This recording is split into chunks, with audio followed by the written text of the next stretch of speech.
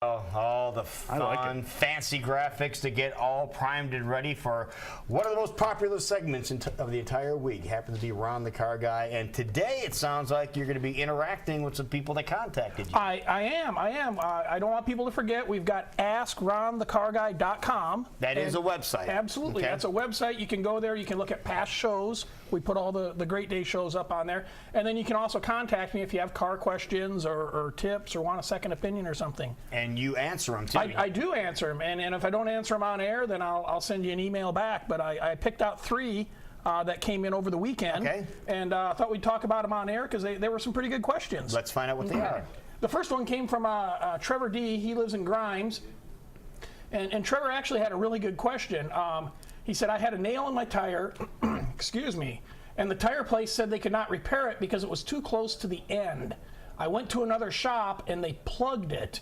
It holds air, but is it safe? Mm-hmm. What do you mean it's too close to the end? Well, and what I think Trevor, I read into this, but what I think Trevor means is it's too close to the edge. Okay. So you've got the side of your tire, and if you have a puncture or damage within 1 inch of the side of that tire, you're not supposed to repair it. Oh, okay.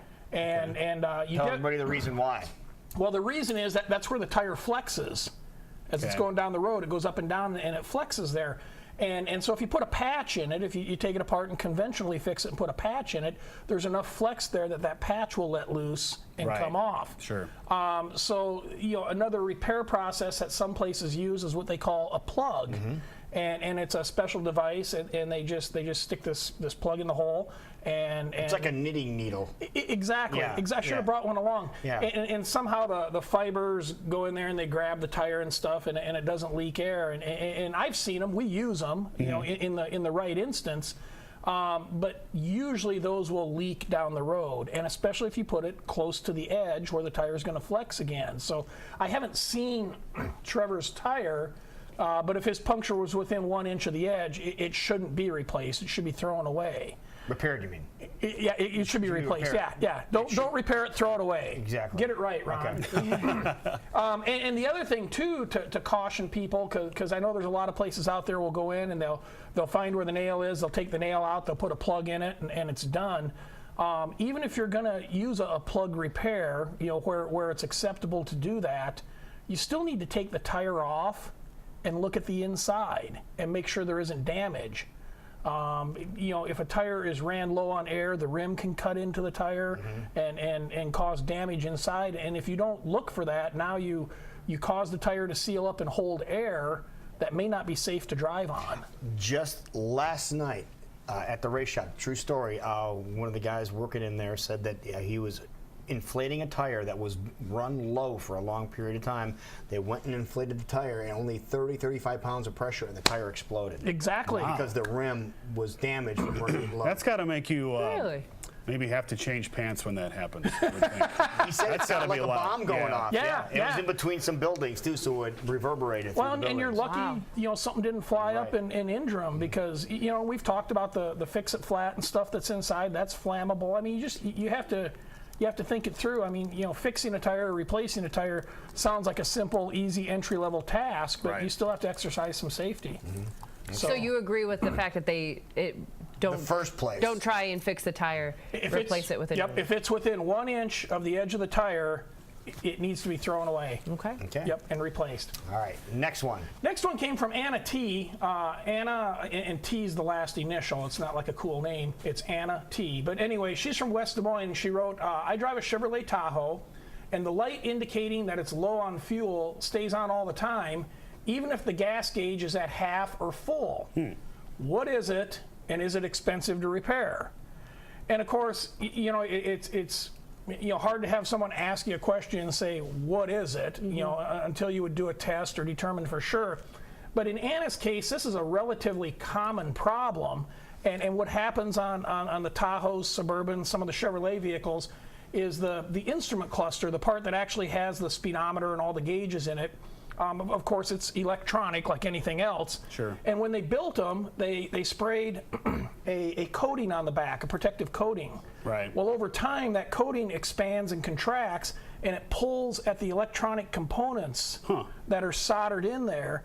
and it causes poor connections, and your dash does all kinds of weird things. One of the common things is the low fuel light stays on all the time. You also get intermittent brake lights, the speedometer doesn't work right, there's a whole host of things. So in Anna's case, I'm fairly certain that her instrument cluster is the problem because it's relatively common. Okay. Right. And the good news for Anna is because it is common, there's a lot of companies out there that rebuild them, offer refurbished ones. There's aftermarket companies that sell them. So instead of an expensive original equipment component, she can probably get a remanufactured one for somewhere in the $300 to $700 range, just depending on the options on her vehicle. Now, in a related story here, years ago I had an 88 and then an 89 Mark 7. I remember those. Remember that? Yeah, Okay. yeah. And it was kind of like a Thunderbird with a bump on the trunk. But the thing about it was the gas gauge would always mess up. On both vehicles, it would always not, you could fill it up and it'd always be down. So you bought a lot of gas. No, And your neighbor was siphoning it? no, but they said that was a common problem too. Yep. I wonder if that might have been Something in the case. instrument cluster, Yeah, something in the instrument cluster. the other area where people or manufacturers have problems is actually in the sensor, the float Itself? in there. Yeah, it's not as robustly built as it used to be, and they have intermittent electronic failures in there Okay. too. But Could so be- what'd you do? Just fill up with gas all the time? Well, I kept track of how far I went. Yeah, just Wow, kept a that'd be a log. pain. Yeah, just kept a log. My first car, I remember the first car I had, it was a Dodge Charger, and the gas gauge didn't work. And of course, back then we didn't have cell phones. I don't even remember if we had calculators. I think I had an abacus. But anyway, I had like a notepad and a pen in there, and you write down the mileage, and you're always calculating gas, Yeah. make Oh, sure yeah. you didn't run out. Yeah, 288 to 300 miles. Exactly, and then sometimes it'd be bonus. You'd go to fill up, and it'd only take like $5, because the calculation was off, and you had this extra gas. There It's you like go. bonus All right. time. All right, Well, well, so is this something she could live with, or do you recommend that she get that? In this particular case, where if everything else is functioning, that's a good question, Jackie. If everything else is functioning, it's just the low fuel light that's on and the gas gauge works, yeah, she could certainly live with this. Over time, she's going to have additional problems. Okay. But that would help her to maybe budget for the repair and stuff, knowing that when my speedometer quits or something, I've set some money aside. that to one you fix might it. want to have repaired. Yeah. If the speedometer quits working. That, that might be a good idea. Okay. Yeah. Ignorance is no excuse for breaking the law. Well, those GPS things now, they often tell you how fast you're going. You got a point there. All right, Yeah. one final get by question it here here, from we can. Larry in Urbandale. This is an interesting one. Yep, and this also came through AskAroundTheCarGuy.com. Larry said he's got a 2000 Dodge Ram, and he's had the fuel pump replaced 3 times in the past year. The shop that's replacing them is replacing them under warranty, of course, but he's questioning why they keep failing, and of course now he's questioning the reliability of his vehicle. Right. And he wants to know, is it just bad parts? And the answer to that, Larry, is it's possibly bad parts. Some places sell parts to fix your car at a lower cost than others. Right. And of course, when the cost goes down, the quality goes down as well. So, there are components out there that don't last as long. That could be it. But here's another possibility, and that is when the pump is replaced, a fuel pump, you should clean out the tank. I mean, you should drain the gas and flush the tank out and clean it, because dirt, sediment, maybe pieces from the old pump that fail get stuck down in the bottom of the gas tank. And you put that new pump in, and it runs for a while, but it's drawing up all the debris that's in the tank, and it either plugs the pre-filter so that the pump starves for fuel and burns up, or they get up inside the pump and it causes it to Destroys lock it. up. Exactly. So I would check with the place and make sure that the tank's being cleaned, and make sure the electrical wiring's good too, because if you have a poor connection where the plug pumps in, you could end up with a voltage drop there, which would overheat the pump.